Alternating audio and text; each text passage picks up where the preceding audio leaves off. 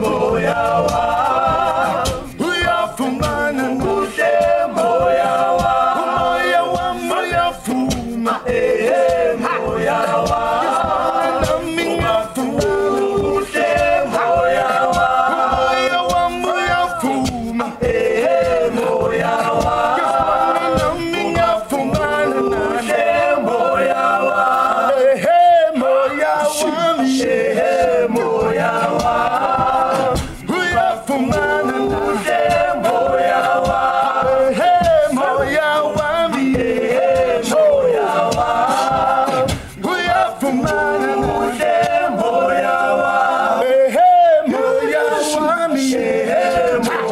wa uyafumana kuhle moya wa moya wami uyafuma moya wa nami ngafumana kuhle moya wa moya wami uyafuma moya wa ngafumana kuhle moya wa moya wami moya wa uyafumana kuhle moya wa moya wami moya wa uyafumana kuhle moya wa. What's the person?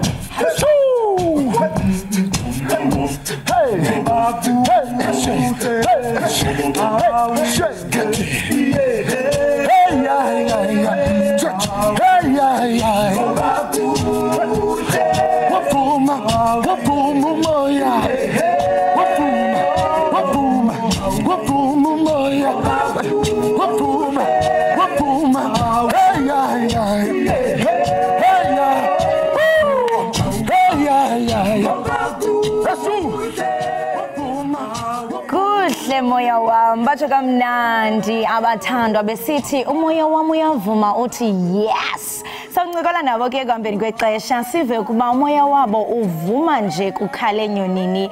Ewe kaloku zonke izinto zicwalile nezicaka zivumile iyaqhuma inqawe emaxhegweni kuba kaloku sifike sagaleleka singumthombo phala phambili Ekhaya Jikelele. Jonga kungaqhuma kubasiwe kungabaswa kulanjiwe. Nyanyisana umbhinqo nikhulule zobhatyi nirhabule nifince kolomqo esithe sanididela wona namhlanje. Elokusabela ke ndimlo okholosa unonkanyezi lubisi. Ubothi madlongothi xa undibiza uzanibona senimamatheka ziphume phandle zinqonqo. Sakuziqika-qika ke kweliqonga sityatyadule nenziwakazi yapha kwamageba umamtshali sikuphakele sisematheni kweli naphesheya kwamalwandle. Wena yiza nje uthi zava ungagunqi kuba ufuna uthi heyi ndivile. Mamtshali kholosa sesifike qathathambukela lolu hlelo njengoba nje kulesihlwane siyazi phela ukuthi iyaqala impela sonto silindele isiphithiphithi njengoba phela abantu banemali liyaqala uhlelo lakho sikuphathele ithinta ibanyana udaba lokufihlwa kwesishoshovu somzabalazo uDokotela uEsopahad kanye nje nokunye okuningi ngaphandle kembukeli kokupholisa amaseko lezi ezihlabahlosile kusile nje naze ihamba phambili ngaleli hora.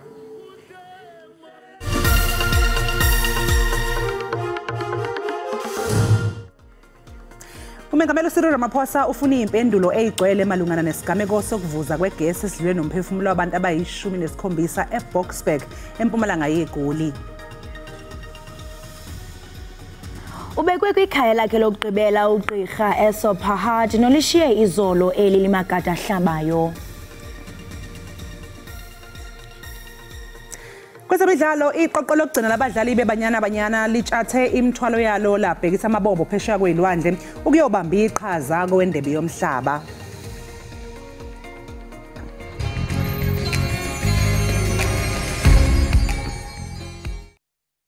Molweni babukeli ngusiyavia Sineko ufunda indaba zesixhosa kwi-SABC 1. Ndithanda ukunikhumbuza ifikile inkqubo ezasekhaya jikelele kwijelo iDDT. Le nkqubo iphethe indaba ezolonwabo ezemidlalo uqikelelo lwemozulu yonke into ikhona ungaphoswa.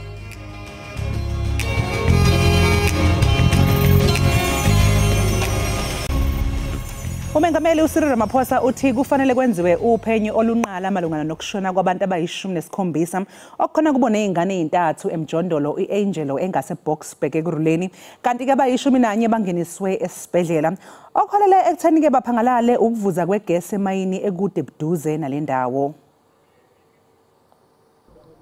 Iinkqubo zokwembiwa kwemigodi yethutyana ngokungekho semthethweni ziyaqhuba kwingingqi yamatyotyombe eseBoksburg. Kutyholwa ukuba abembi-mgodi ngokungekho semthethweni ababizwa njengoozamazama basebenzise i-nitrate oxide ukucoca igolide suka yavuza kwizixhobo zesilinda zengephanyazo yehlukanisa imiphefumlo nenyama eli-17. Amagosa weenkonzo zikaxakeka ekuruleni athi aziswe ngomnxeba ngokuqhushumba kwale gesi ze xa befika baqwalasela ukuba bingekaqhushumbi koko ibivuza. Abahlali bahlabe ikhwelo kurhulumente ukuba abe nomkhosi nabangqengqwa bokhuseleko abakhululela kule ngingqi nanjengoko yonganyelwe ngabembi-mgodi abangekho mthethweni. I'm calling for a complete new strategy in confronting this thing. A strategy that is well resourced and the capabilities of our law enforcement agencies that are at the higher level and the need to respond in a manner that is if you are in a war zone.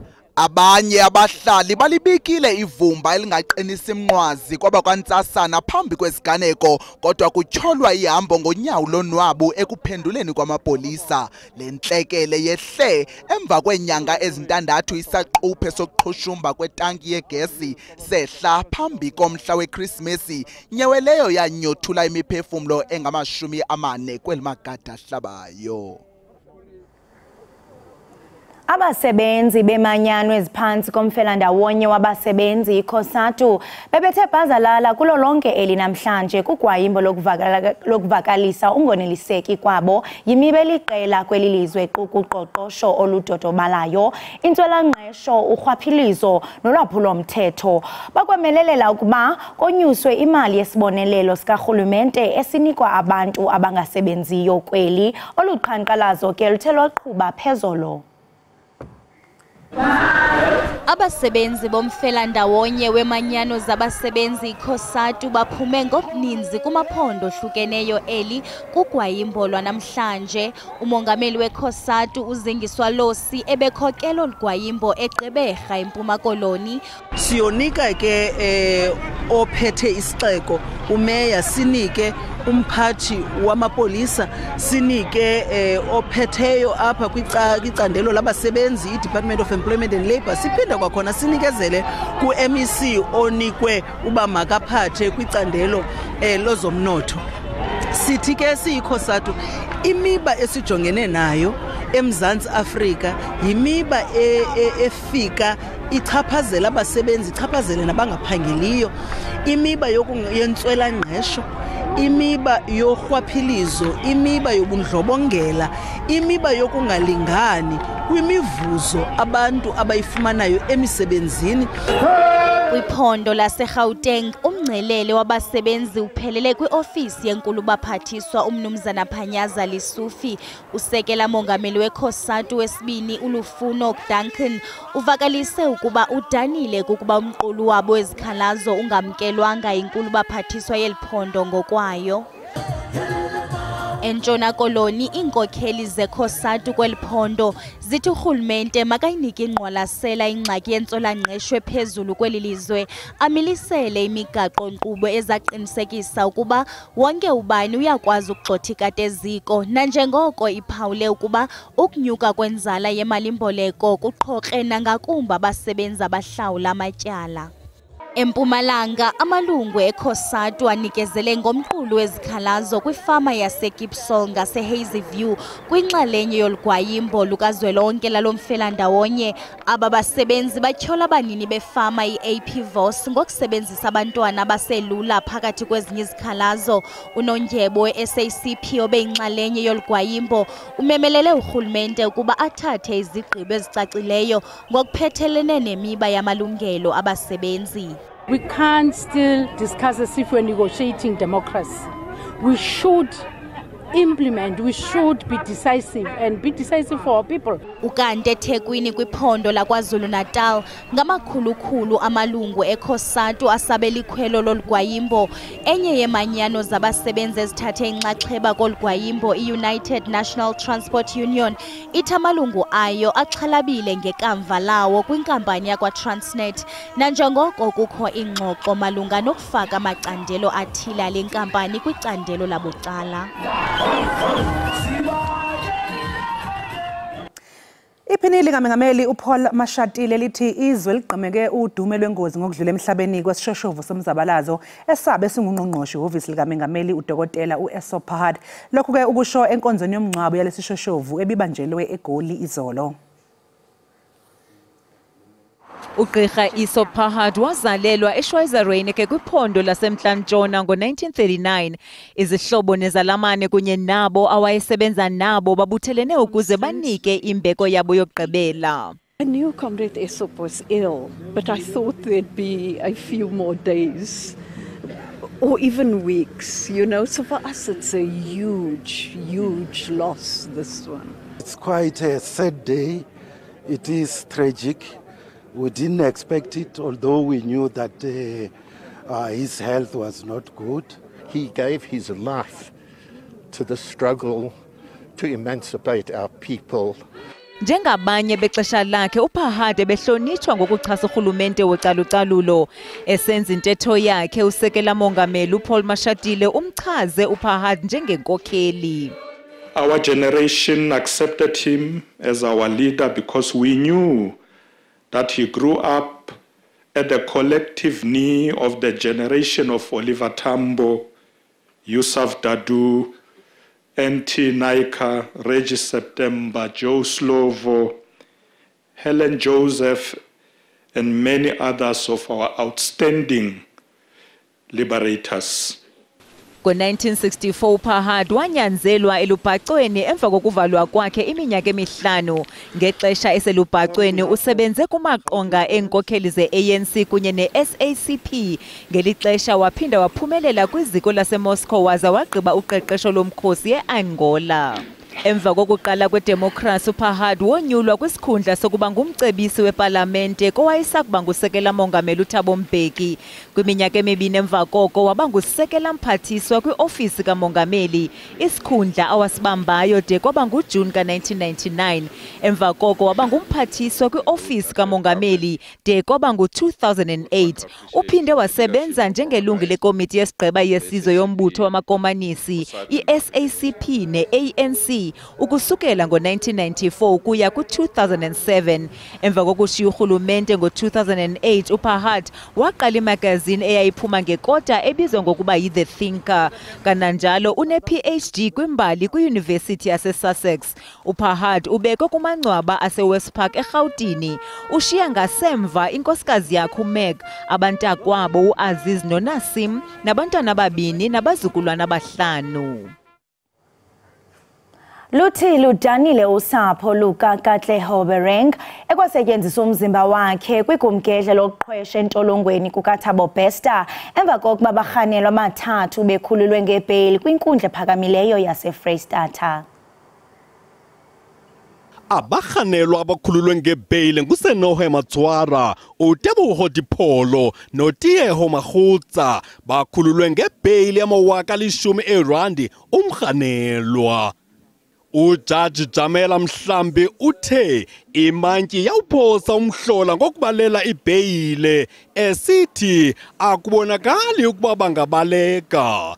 The court, ACUO, misdirected itself in the sense that it applied a wrong test in terms of determining or establishing as to the suitability of the candidates. Usapho lukaKatleho Bereng luthi ludanile nangona lisekho ithemba lokuba buza kwenziwa bulungisa. We are deeply hurt. We, in short, feeling very devastated by this judgment. However, we know that everything happens for a reason. Ukuza kuthi gangoku bali-12 abarhanelwa sele bebanjiwe ngolwabhice loqhwesha entolongweni kukaThabo Bester kwigumgedle kwakusithiwa wazigqithisa amafu kanti usadla amazimba.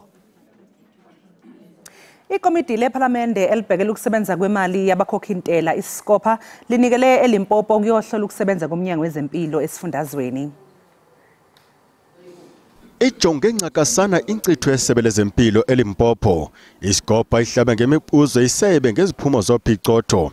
iSkopa ikhathazwe izimpendulo zelisebe ezithi baxileke noko umphicotho izincwadi jikelele kwezinye iziphumo zophicotho.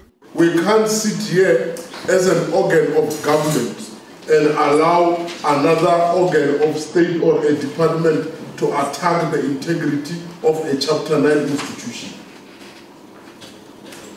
And it is only happening in this department. All these other departments, they do not contest anything that the AG says.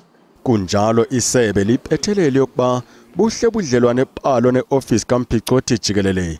Lisongeza ngelithi licele uMphicoti nesebe lemali ukuba umba wephulo leziseko zophuhliso we-400 million rand libuze kwisebe lemisebenzi yoluntu. 414 million which occurred 2011, 2012 to during those financial years was the infrastructure projects that was budget that were handed over to public works as an implementing agent.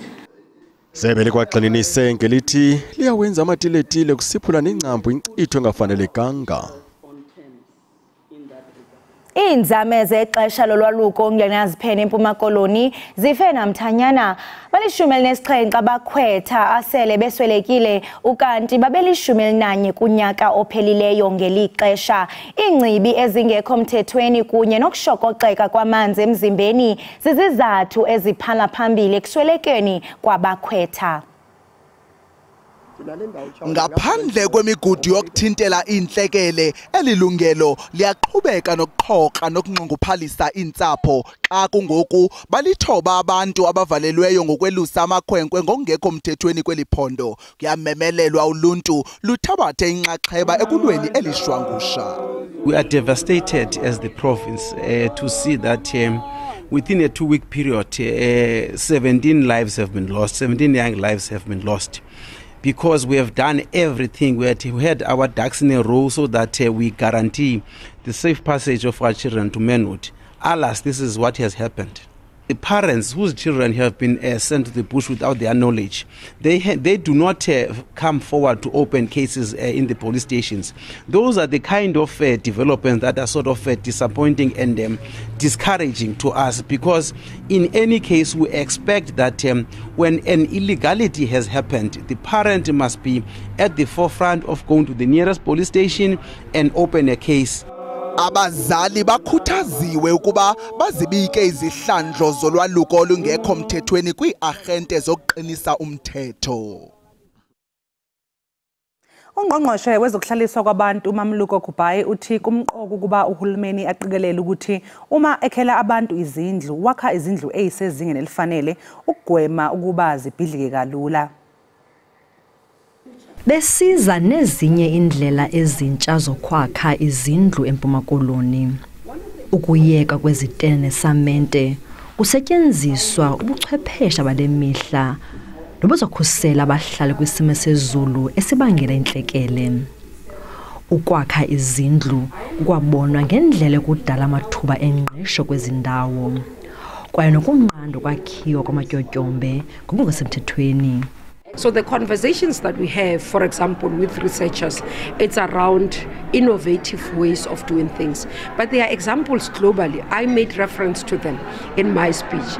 You have Egypt that today is building a new city in a desert. How have they been able to do that? We can do that. Umphathiswa uphinde wagxeka nokontraka abazange bakhe izindlu zamaxhoba entlekela sukela u-2021. We have agreed, we gave them 2 months to conclude all the work, because we can't have disasters that happened in 2021 where people needed emergency housing and to date they've not been provided for. Uphindwe kwakho esimemelo sokuba kwibekwe imiqathango ukuthintela ukwakha izindlu kwindawo ezithandwa intlekele. Bekile into yoba singurhulumente singumasipala senze zonke izinto ezizi-studies ke ukutsho zokujonga uba zeziphi indawo kuloo ndawo kuyo, kuloo town kuyo, kuloo metro kuyo ezine-flooding. Ndingulerato Fikisi kwindaba ze-SABC eGqeberha. Mbukeli ake sithi nje ke qungaseyitolo kodwa sobuya emva komzuzwana.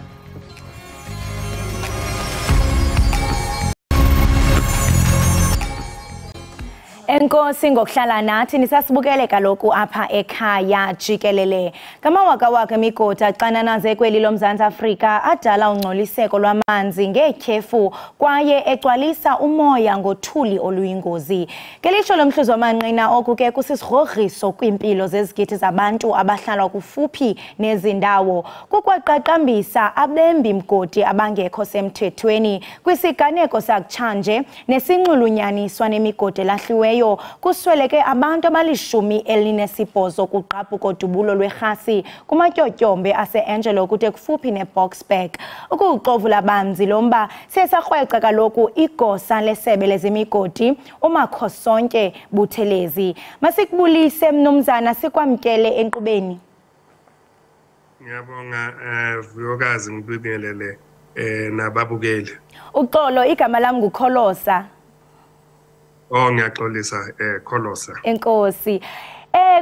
Kuyaphawuleka into yokubana umqala uqinelwe sisingqala kwesisiganeko esithe sahle kwaye kuyaphawuleka ukuba imigodi engahoyekanga inendima enkulu ethe yayidlala.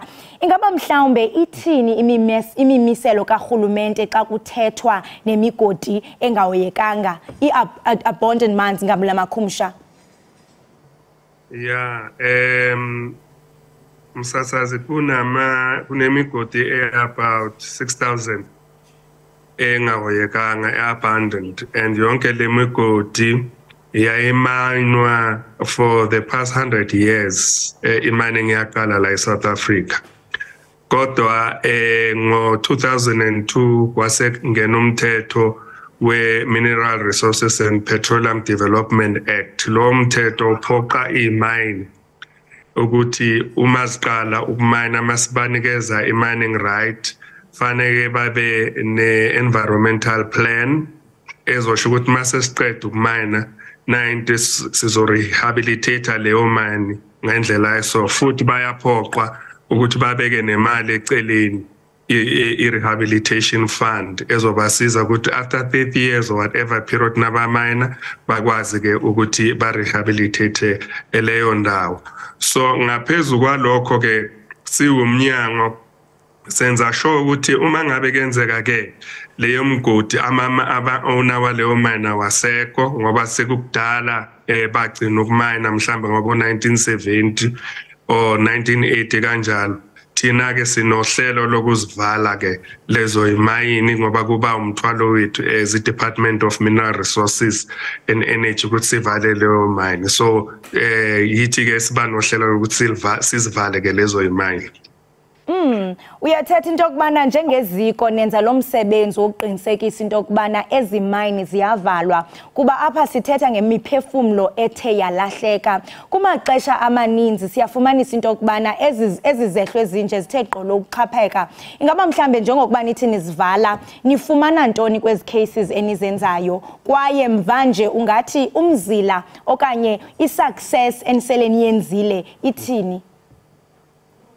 So ngoba ziningi kakhulu le mine and nemali encane yokuzivala sine budget about 140 million per year, and leyo budget singakhona ukuvala about 40 mines per year. So mawuqhathanisa inani le mine eze-abandoned nokuthi ngemali esinayo singakhona ukuvala ezingakho, uyabona ukuthi akufinyeleli kahle. So kodwa ngaphezulu kwalokho into esiyenzayo ke ngoba illegal mining is a criminal activity, so kune interdepartmental task force sebenzisana namaphoyisa, Home Affairs namanye ke ama-local government ukulwisana nayo le ndaba ye-illegal mining.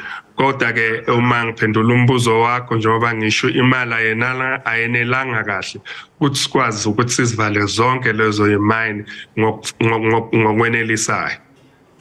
Kumaxesha amaninzi sikubonile ubungozi bale migodi enabo kubantu abahlala kufutshane nabo. Yintoni eyenziwa ngurhulumente uqinisekisa ukhuseleko lwabantu kuba apha sithetha ngemiphefumlo engangamashumi elinesixhenxe imiphefumlo ethe yasweleka ngenxa yoku? So indlela esinganqanda ngayo lento ukuthi silwisane nabo lobugebengu into yokuqala, and kufanele siwisane nayo along the value chain, because laba abambayo phansi, those are just foot soldiers. Abo uyibona bona kufanele siqonde kube ngqo sibabophe ama syndicates laba bale phezulu, laba bafunda the whole operation. So masingakhona sifinyelele kubo sibona kubo sibophe bona siyacabanga ukuthi sizokwazi ukuthi sikwazi ukulwisana nalo. But ngaphezulu kwalokho ukuthi njengohulumeni siqinisekise ukuthi siqinisa umthetho wethu uma and futhi silandelele so enforce kwi-mine ezimina manje lezi ezithola mining permits after 2004, because ziphoqelekile ukuthi kufanele zenze sho ukuthi maziqeda ukumina zivale imigodi leyo futhi zirehabilitate leyo ndawo. Yebo, siyabakhuthaza kakhulu ukuthi bafonele i-Crime Stop i-08600 10111. Fanele bafonele leyo number babike emaphoyiseni okanye baye emaphoyiseni police station eseduzane babike ukuthi siyasola kuney'nsolo zokuthi ngathi kune-illegal mining, ngoba with cases last phumelele khona ukuthi sibopha ama-illegal miners, it was as a result ukuthi umphakathi ubike emaphoyiseni. So sawukhuthaza kakhulu ukuthi umphakathi mangabe unalezo insolo uhambe emaphoyiseni uyobika or fonele i-08600 10111. Masibambe ngazo zozibini ngexesha lakho. Siyathemba into yokubana nababukeli bethu bayoxhobiseka ngalomba utshisibunzi. Enkosi kakhulu.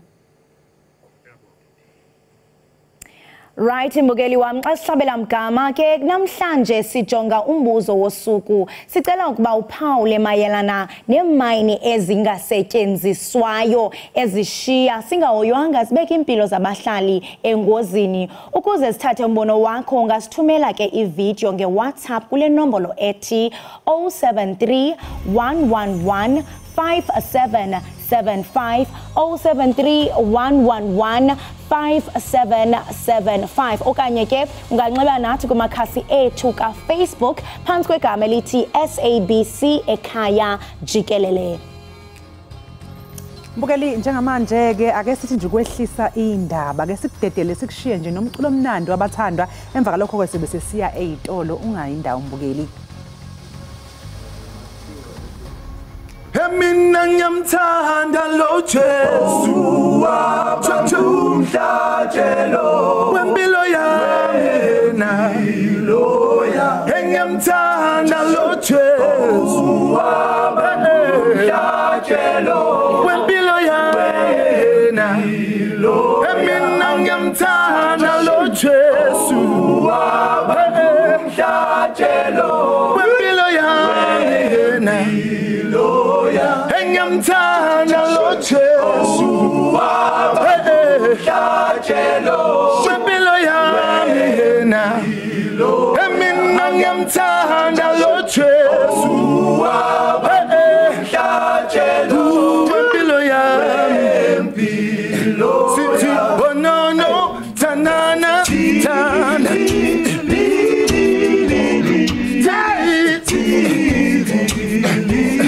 oh no no tanana tana oh no tini oh no no tanana tana oh no mina ngiyamthanda lo Jesu wamhlatshelo wempilo yena engiyamthanda lo Jesu wamhlatshelo no no tanana tana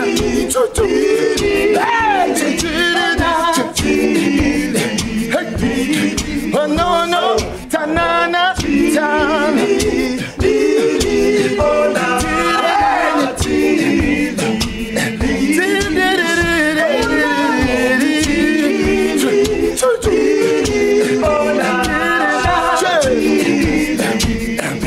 Mina ngiyamthanda lo Jesu wabangumhlatshelo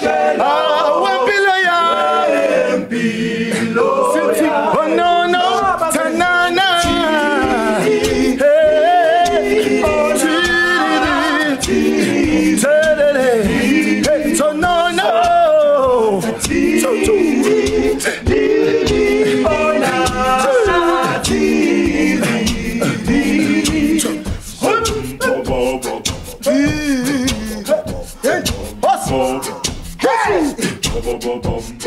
move. Hey now. Hey now. Hey now. Hey now. Hey now. Hey now. Hey now. Hey now. Hey now. Hey now. Hey now. Hey now. Hey now.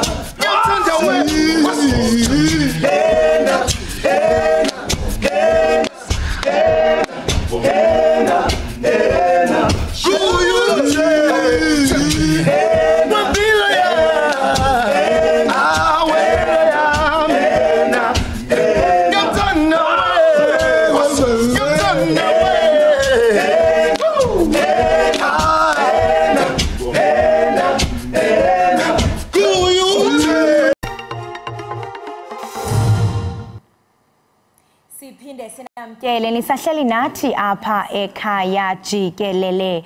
Iqela lokugqibela labadlali bebanyana banyana elibheke kwindebe yehlabathi yamanina kwiFIFA eAustralia naseNew Zealand ekugqibeleni lide labe kanti liyaliflathela eli. Ibanyana banyana elishiya ilizwe kulandela iveki yokungavisisani. Abadlali ke bathe bakhalala kumdlalo nemiba yenhlawulo. Undlela nhle ofanele amaqobukazana elizwe. Igauti limenci ngethuba iqela lebanyana banyana lisenza ubhayibhayi okugqibela okusuka ehotele ukwenjenjeya kusingisa kwisikhululo sezophapho iOR Tambo International. When you are called upon to serve for your nation, you need to honor to that, and that's where we are going right now, to the FIFA World Cup, the highest stage for women's football. And I think once we settle in New Zealand, that's going to be, kicking in a lot of our minds to say that we are here, everything else has passed, and we are here to play football. It's very exciting to be working with those experienced players that have been there before, that are carrying our hands and willing to help and willing to be there for us that are new. It's finally here and we're looking forward to it, and we are excited, and we're going to do our best when we get there and do what we do best. I always say without pressure, there's no diamonds. And I think for us, we'll invite the pressure. It's good, it shows that we are capable of, doing big things. Ethembeni lokuba unomtshi bebejijisana ngaye nesafa kwezintsukwana zidlulileyo iza kuba ngumba wezolo uphoswe kwelokulibala. I think they are ready. They are well prepared because all other issues, underlining issues have been addressed, and we're expecting them. We'll see them on the 20th here with their gold medals and stuff. So we're happy. We're very excited. Ukuthintela impinda engxuba kaxaka bekungavisiswana ngayo, isafa ithembise ngokuyilungisa kwangethuba inyewe yemivuzo ingaphinde yenzeke. Isifike qathatha ibanyana banyana phesheya njengoba iyodlala umqhudelwano wendebe yomhlaba yabesifazane. Njengamanje ke mbukela isixhumana ke noma sebeqina oyintatheli ke yezemidlalo ephephandabeni isoka laduma. Qina asikubingelele ohlelweni sibonga kakhulu ngokuthi ube nathi namhlanje. Ngiyabulisa nami sisi wami. Isifikileke manje banyana banyana phesheya kwezilwandle lapha eyakhona ukuyodlala imidlalo yayo yendebe yomhlaba. Ingabe ucabanga ukuthi nje yiziphi izinto okumele ukuthi bazenze uma befika nje enkanjini? Well, abanyana banyana sisi wami, I think now ifocus kumele ukuba ibe semidlalweni, akusekho xesha laneleyo ngoku because kube nokuphazamiseka before bahambe. Isafa has to be blamed because into eyenzileyo ukuthatha ukwenza ama-delays ukuthi zonke izinto ezidibene ne-conduct zabanyana banyana zingalungiswa ngesikhathi ibe nomthelela ukuthi abafana abanyana bangakwazi ukulungisa kahle because okokuqala umdlalo wabo wokuvalelisa ekhaya neBotswana khange bakwazi ukudlala because ifocus ibiseyintweni zezimali, but ke ilungisiwe lonto leyo ngolesithathu iMotsepe Foundation, family yaMotsepe, udada uPetrus Motsepe no Dr. Precious umama wakhe bayilungisa indaba bayifaka imali kuthiwa umdlali ngamnye kuzoba na additional 230,000 rand bonus ezakongezwa kule mali bazayifumana ku FIFA 570,000 per player. So ngoku into ebalulekileyo ukuthi bafocus kumdlalo wabo ozilungiselela noCosta Rica ngomgqibelo nge-15 so that babe ready for umdlalo wabo wokuqala World Cup neSweden nge-23. Hey weqina ngiyacabanga nje ukuthi njengoba bele phesheya kwezilwandle phela isimo sezulu sakhona sifani nesethu sangapha manje uma ngabe ucabanga nje bangayijwayeza kanjani isimo sezulu ukuze phela singabaphazamisi. So sezamuzwe ngiyo isignal. No weqina bengikhuluma indaba ye-weather isimo sezulu ukuthi ngiyacabanga ukuthi le phesheya kwezilwandle asifani kisimo sakhona sezulu nesangapha eNingizimu Afrika manje bazokwenza kanjani ukuze bayijwayeze lesi simo ukuze phela bangayitholi sebephazamiseka mase bedlala. Oh no, I think now like everybody else also New Zealand and Australia right now kulomele ba acclimatize kwangoko kwindaba ze conditions and everything because kudala bezazi ukuthi bazawudlala phaya. I'm sure research has been done kuyaziwa ukuthi kuzomele kwenze kanjani yolungiselela just like every nation ekhona phaya out of the 32 ezizawuparticipate participate World Cup babe bakulungele ukudlala because ayingabo bodwa abazawufika phayana bezi-visitors like all the other nations abakhona phayana kuzomela baqhelane nendaba time difference and all of that because some of the games zizawudlalwa thina sizakwazi uzibona like ngabo 2 ekuseni ezinye ngabo 9 because of indaba ye-time difference but I'm sure yonke lonto research yabo bayenzile bazakwazi uzilungiselela. Abadlali ke bavamise ukuthi benze izinto ezinhle uma ngabe besenkanjini sihlezi ke sizizwe indaba zokuthi hayi abayiphathi kahle lapha enkanjini manje weqina awungitshela uma ngabe uwumqeqeshi nje uma ngabe ke abadlali bakho sebekuhlupha yini konje umqeqeshi into angayenza? No umqeqeshi wethu uDesiree Ellis unamava kakhulu if yakhumbula sike sayewina le World Cup the last time so some of the lessons ebesizifundile previously kule World Cup besiwinile I'm sure zizawuba nendlela enkulu esizawukwazi ukuthi sibuke sithi oh okay last time besenze so kumele silene intoni from them kumele senze AP into I'm sure having previously played naye many international matches for banyana unamava awaphethe amaningi ayaziyo ukuthi